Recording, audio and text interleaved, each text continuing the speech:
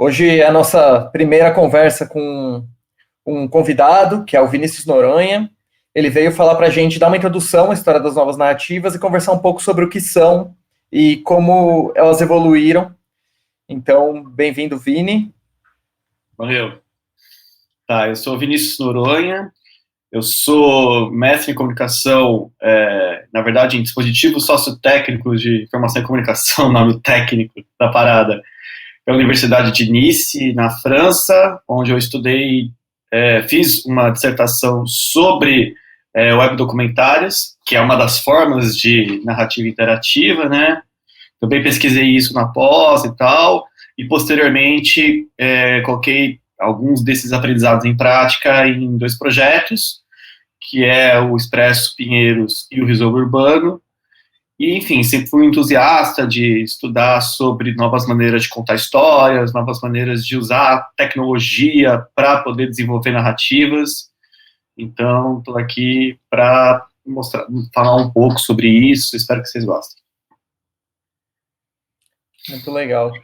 Vini, acho que para a gente começar, valeria a pena fazer uma pergunta. Como é que é esse recorte? Como é que você recortou o que são essas novas narrativas e quais as especificidades delas em relação às narrativas mais tradicionais? É assim, para falar sobre novas narrativas, inevitavelmente a gente tem que falar sobre a evolução da comunicação humana, né? Sempre teve uma espécie de anseio por tentar desenvolver algo que expressasse e que pudesse ser materializado para poder ser passado para outras pessoas, assim. Isso na história da humanidade. Começou com o desenvolvimento da escrita, depois passou para o desenvolvimento de outras expressões, né? Isso falando de uma maneira técnica, assim, algo que eu faço aqui e outra pessoa pode entender ali sob a mesma inscrição, né?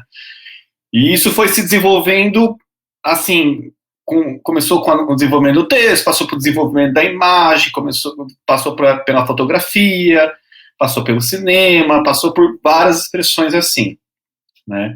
Tudo isso foi meio que tentativas, né, com êxito, de uma certa maneira, né, porque conseguiu fazer esse desenvolvimento de passar mensagens, documentar alguma coisa sobre a realidade ou sobre alguma impressão interna em meios diferentes, né?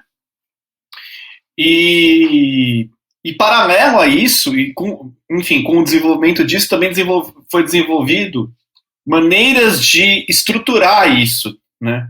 Então isso não ficou só estanque no sentido de ser uma narrativa unilateral ou que vai falar de uma única coisa. Não, isso já há muito tempo também se desenvolveu como uma espécie de tentativa de dar multiplicidade para essas histórias, né?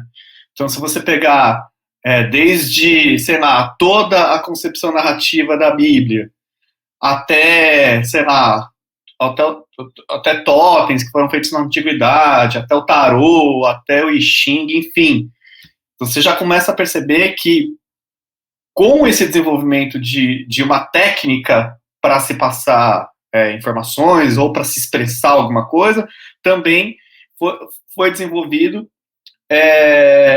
uma tentativa de dar multiplicidade para isso, ou seja, de não ficar só uma escolha, de dar a possibilidade da pessoa que está ali interagindo com aquilo, ou assistindo, ou lendo, enfim, criar seus próprios caminhos ali para poder acompanhar aquela obra de uma determinada maneira. Isso, aí, com a comunicação de massa, isso ganhou um outro aspecto, né? Porque, enfim, artes como, sei lá, teatro e música, com os espetáculos ao vivo, eles já são, de uma certa maneira, inerentemente interativos, porque você já tem uma interação ali direta entre público e artista, né? Não que eles tenham sido programados para serem isso e tal, mas existe isso inerentemente.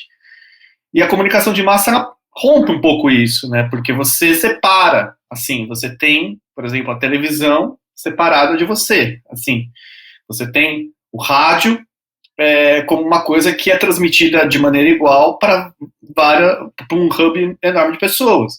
Você tem jornal, a mesma coisa.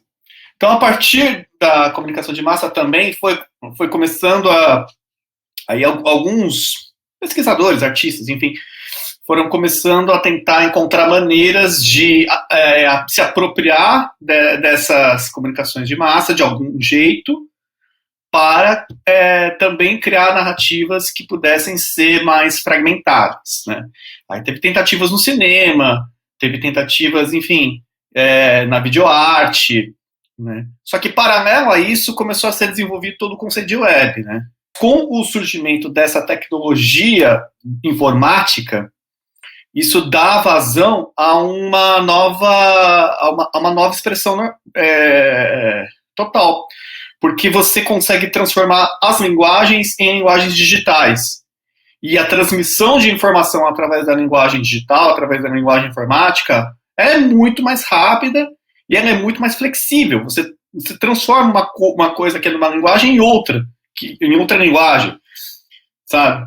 Então, a velocidade de transmissão de som, de imagem, de texto, fica muito maior e vamos dizer assim, a mistura disso, a flexibilidade disso também fica maior. Tem uma coisa que é muito interessante nisso que você acabou de falar, que é o seguinte, se a gente for olhar, né, não só nas mídias de massa, mas sobretudo, né, cada tecnologia traz uma possibilidade narrativa. Então, por exemplo, a imprensa vai trazer o livro, vai trazer o jornal, vai trazer técnicas escritas para se desenvolverem de uma forma de linguagem específica, né? Que é, por exemplo, o romance, né? Então tem uma relação clara entre cada tecnologia. Outra coisa é a TV, o cinema vão trazer linguagens específicas de como você usa essas narrativas, né? E aí, quando a gente olha para o computador, quando a gente olha para as mídias digitais, a gente tem a impressão de que ali é uma espécie de suporte que cabe tudo. E aí eu fico pensando, será que a linguagem digital, que os meios digitais também têm uma linguagem? Ou o que elas possibilitam especificamente nelas como base para que a gente pense linguagens possíveis da internet ou dos meios digitais, né? Tem uma história aí também, né? Uhum. Ao meu ver, o que traz de novidade as linguagens digitais são duas coisas, porque separando um pouquinho, por exemplo, o que a gente pode entender como multimídia, que vai depois desembocar na web, e a conectividade como um todo, assim, dando outros tipos de possibilidade. No primeiro caso, a gente encontra essa mistura de narrativas, essa mistura de linguagens e tal, só que a gente tem que encontrar um formato para as pessoas interagirem com isso, né? E esse formato ele foi desenvolvido em termos de interface. Então, daí veio a ideia de interface dentro do aspecto multimídia, que começou ali com o CD-ROM e tal, né? Mas que depois desembocou na web de uma forma interativa pela própria característica da web de você poder navegar e tal, e, enfim, não ficar restrito a uma quantidade X de informações que está ali dentro do CD-ROM. Antigamente você tinha aqueles CD-ROMs de enciclopédia, por exemplo, ou CD-ROMs que falavam sobre o corpo humano. E aí você colocava esse CD-ROM no seu computador, abria, e aparecia já uma interface lá, que era o corpo humano, ou qualquer coisa do tipo, com um cursor, e aí você interagia com aquilo, você clicava e abria uma janela com novas informações, aí você voltava, clicava outra, enfim, você tinha uma interação restrita ali, por causa que você tinha uma quantidade X de dados que eram aproveitados dentro do CD-ROM para poder fazer isso, mas você tinha interação através da interface que levava a outros lugares, com outras informações. Às vezes um pouco mais simples, que nem essas, que são simplesmente janelas que abrem com texto. Às vezes tinha uma coisa um pouco mais rica, como sons, como um vídeo, e etc. Né?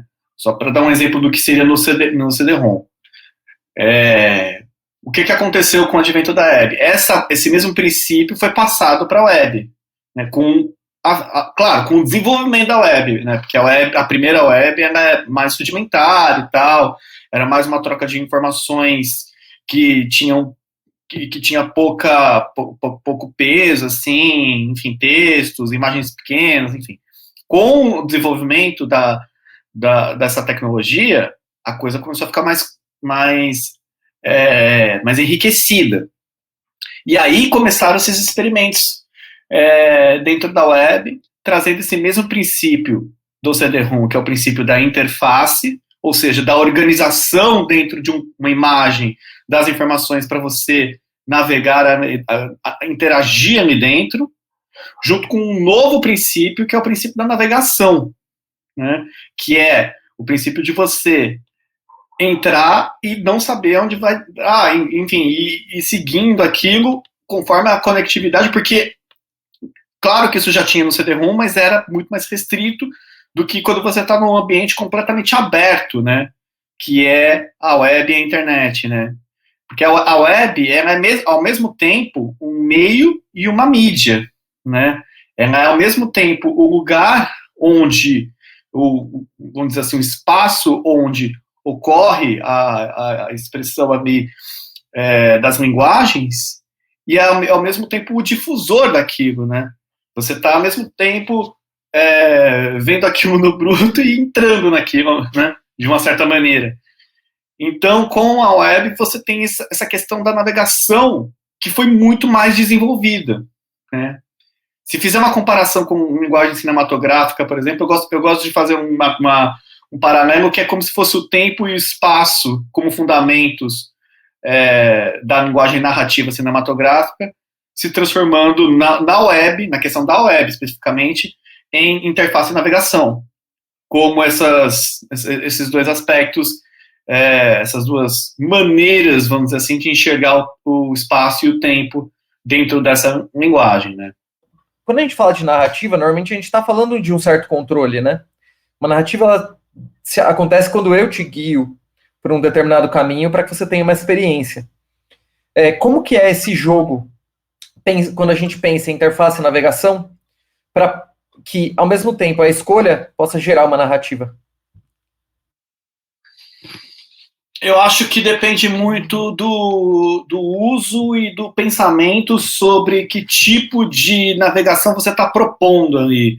Porque a partir do momento que você faz a analogia tempo e navegação, por exemplo, a navegação é fundamental para você expressar alguma coisa em relação àquele objeto que você está falando, seja ficção, seja documental, seja lá o que for, né?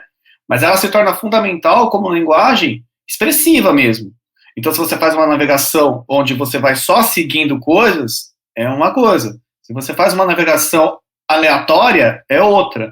A questão é como que isso expressa aquilo que você está querendo passar, como que isso ajuda a transmitir a ideia, o conceito, enfim, daquilo que você tem como mensagem, ou tem como algo que você quer fazer com que as pessoas entendam de uma certa maneira, ou sintam de uma determinada maneira, né? E isso dá para explorar de várias maneiras dentro dessa possibilidade de escolha e até de não escolha, né? Não que isso seja o fundamento mais básico da linguagem das novas mídias digitais, mas é uma questão muito importante, porque é uma possibilidade que antes você tinha, assim, de uma maneira muito restrita. Você tem experimentos na TV, na literatura. A gente tem o Kinotomate, que foi um experimento com cinema, que eles gravavam 9 versões assim de algumas cenas, e aí dava a possibilidade de fazer uma escolha ali dentro da sala de cinema para você ver o filme que você quisesse. Mas na verdade eram escolhas muito bem pré-estabelecidas e a interação era meio complicada por ser dentro do cinema e tal, mas foi uma das primeiras tentativas. E se você parar para pensar, é uma coisa que depois foi trazida, esse pensamento foi trazido para a web, para o pensamento de webdoc, coisas assim, de uma maneira muito, muito concreta, assim, muito, muito próxima, né? Sobre, por exemplo, possibilidades de escolha do que você quer ver ali. Você tem no cinema o experimento do filme Time Code, do Mike Fix, que é um filme onde ele é split screen, quer dizer, ele tem a tela dividida em 4 e você vê 4 histórias diferentes. Uma aqui, sabe? Cada canto da tela tem uma história diferente. E aí você escolhe para onde você quer olhar e o que você quer seguir, né? Claro que, assim, ele dá indicativos daquilo que ele acha que é a melhor maneira de seguir aquela obra. Mas você fica livre para poder acompanhar como quiser. Mas é tudo ao mesmo tempo. A escolha fica limitada ao que você quer prestar atenção. E não a alguma coisa que você fecha as outras possibilidades e olha só aquilo e depois vai interagindo. E na literatura, por exemplo, outro exemplo é o Jogo de Amaranhã, do Cortázar, que é um livro todo fragmentado, que você pode passar de uma página e tem escolhas para ir para outras páginas, e aí você faz uma leitura, cada vez que você lê a obra, faz uma leitura diferente, dependendo dos caminhos que você seguir ali. E eles são muito bem, enfim, são muito bem concatenados, são muito bem conectados, assim, porque a obra foi muito bem pensada, o Cortázar fez de uma maneira brilhante, mas tem essa limitação de você ficar só indo até certo ponto, e aí indo para as páginas e tal, e, enfim, é esse tipo de escolha mais básica, mas que é fundamento para onde as mídias digitais vão ali depois beber, e se apropriar e fazer isso de uma maneira mais enriquecida no sentido de possibilidades de mídia mesmo, sabe? Enriquecida no sentido de possibilidades de recursos que eles podem usar para poder expressar isso. O segundo aspecto que eu ia falar é o aspecto da velocidade de transmissão de informações, né, que a internet traz, que tem a ver com o primeiro, assim, porque com a conectividade, que é o segundo aspecto, você ganha outras coisas ainda. Você ganha a possibilidade de geolocalização, você ganha a possibilidade de adesão vamos dizer assim, da pessoa que assiste, da pessoa que interage com a sua obra, do interator, como alguns pesquisadores gostam de chamar, interator, enfim, de inclusão de coisas ali naquela obra, né, com banco de dados também. Então, essa velocidade de transmissão também é fundamental, né? E também, essa velocidade de transmissão de informação, não só na conectividade é fundamental, mas também nas expressões que até saem da internet, mas que têm ali algum fundamento dentro da tecnologia e da informação, como, por exemplo, realidade virtual, né? A realidade aumentada, que na verdade aproveita um pouco dos dois aspectos, né? Aproveita esteticamente isso para poder gerar uma ampliação da impressão de mundo, assim, é como se o mundo se expandisse, aquilo que você vê, aquilo que você está ali presencialmente observando, se expandisse de alguma maneira dentro da realidade aumentada. E na realidade virtual é como se as coisas criassem uma nova percepção até sinestésica, né? Porque você coloca ali o capacete e é como se você entrasse num ambiente diferente daquele que você está. Né? Então, todos esses aspectos, eles têm como fundamento, assim, se for parar para pensar, a velocidade de transmissão de informações que a internet e a digitalização das mídias trouxe, né? Isso é o básico. Agora, quando você vai pensar em, por exemplo, se você faz essa distinção, web, a escolha é uma coisa, é um elemento que você tem como fundamento. Como fundamento, assim, no sentido de construir narrativa, né? A possibilidade ou não de escolhas, a possibilidade ou não de fragmentar caminhos, possibilidade ou não de participar ativamente daquilo, contribuindo ou só como observador. e por aí vai, né? Percebo que, de alguma forma, você fala assim, para o cinema poder ser cinema, teve que ser criado um espectador. Você teve que inventar um espectador. Exatamente. Uhum. E aí você tinha citado um pouco mais cedo que se tem falado, quando você pensa em novas narrativas, no interator. Que figura seria essa? O que é esperado dessa pessoa e quais as especificidades do interator? Você pode explicar um pouco para a gente? Uhum. Então, vamos pensar numa questão, rapidinho, numa questão geracional, né? A nossa geração, a gente está com 30 e tantos anos aí, não querer ver na idade, mas infelizmente é um fato, já não somos uma geração tão nova, a nossa geração viu essa passagem de uma coisa que não tinha interação para uma coisa que passou a ter, de uma coisa que não tinha computador, com internet e tal, para uma coisa que passou a ter. As novas gerações, elas já têm elas já conhecem a internet desde que nasceram. Então tem toda uma mentalidade que é despertada de que as coisas já estão inerentemente conectadas em rede, que a nossa geração, por exemplo, não tem. A nossa geração ela consegue ver isso meio de longe. Por que eu estou passando por isso? Porque eu acho que o interator, ele passa muito, ele está nesse momento de transição também, como nós passamos por essa transição, mas a tendência é que essa mentalidade de conectividade que as novas gerações têm e que vai virar o padrão daqui por diante, faça com que as pessoas se sintam muito mais à vontade para interagir com aquilo, para virarem agentes reais de tudo aquilo que elas participam em termos de comunicação do que a nossa, entendeu? Isso eu não estou falando só das obras mais fechadas, de novas narrativas, não. Eu estou falando até, por exemplo, basta você ver a quantidade de pessoas novas, jovens, que estão tentando se expressar no TikTok, no YouTube, nas redes sociais e tal, como elas lidam com isso, né? Como elas lidam com essa distribuição de informação e com essa expressão delas mesmas se conectando com um monte de outras pessoas, né? Para voltar aqui para o nosso tema aqui das novas mídias digitais e das novas narrativas. É uma mentalidade nova você pensar que você pode, de repente, não só escolher coisas ali, e claro, a ampliação de possibilidades de escolha já é uma novidade, porque na TV no máximo você podia trocar de canal, né? No cinema, no máximo, você podia sair da sala, sei lá. Nas coisas presenciais, você tinha um princípio de interação possível, mas ainda assim restrita pelos códigos do que poderia ser feito ali ou não.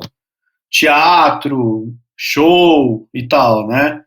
O teatro ainda explorou isso mais em algumas coisas e tal, né? Uma coisa que o público poderia participar mais ativamente e tal. Mas, grosso modo, é aquilo. Tá rolando alguma coisa no palco, o público tá ali presente, interage com a sua reação, mas não diretamente influencia naquilo que está sendo contado. Essa nova forma de pensar gera já uma nova forma de interagir com as mídias, com as narrativas, que o meu papel não fica restrito a alguém que está passivamente consumindo aquilo. Não, eu posso, de alguma maneira, contribuir com aquilo, seja com a minha participação, seja com a inclusão de alguma coisa, seja com, sei lá, com possibilidade de escolha, de navegação e tal. Nesse sentido, eu acho que o interator, ele inicialmente é uma pessoa que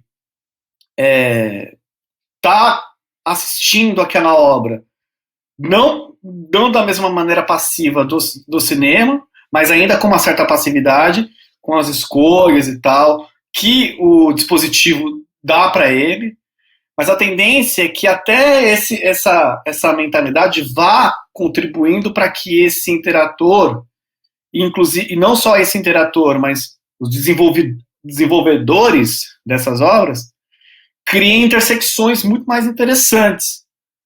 Porque com essa percepção de que tudo está conectado em rede, de que todo mundo pode se expressar de alguma maneira, essa, digamos assim, essa diluição daquela coisa do gatekeeper, né, de quem tem a informação retida e escolhe o que é que vai virar informação, vai virar expressão, vai virar notícia, vai virar pauta, né? Isso meio se diluindo nas redes sociais, você passa a ser alguém que tem mais a contribuir para a obra do que simplesmente observando o que está acontecendo ali, ou simplesmente assistindo, enfim, dá para você contribuir num primeiro momento com interações em sentido de escolha, no segundo momento com interação no sentido de inclusão de coisas, num terceiro momento sendo praticamente um contribuidor da obra como um todo, né? Esses experimentos ainda estão, digamos assim, iniciais, mas já existem artistas, enfim, conceptores, como eles chamam lá fora, que estão tentando explorar isso, né? Que estão tentando explorar o ponto que o cara deixa de ser espectador para se tornar alguém que é um agente praticamente co-criador da obra que eles estão ali propondo, né? E aí o que eu falei antes, esse co-criador, ele pode encontrar seus limites inicialmente, né? Ser só na escolha, ser só na maneira de interagir. Mas, com tudo que vem acontecendo de desenvolvimento, realmente pode ser que aconteça um momento em que as obras elas fiquem quase que difusas, no sentido assim de é como se a obra fosse só uns princípios, assim, uns primeiros apontamentos, assim, e dali para frente é o que você contribuir que vai desenvolver aquilo, e isso de maneira até narrativa. Mas aqui eu estou especulando, claro, não tô sendo taxativo sobre nada. O que eu acho é que o interator ele tem um outro pensamento, um outro mindset, não gosto dessa palavra, mindset, uma outra forma de pensar em relação ao espectador.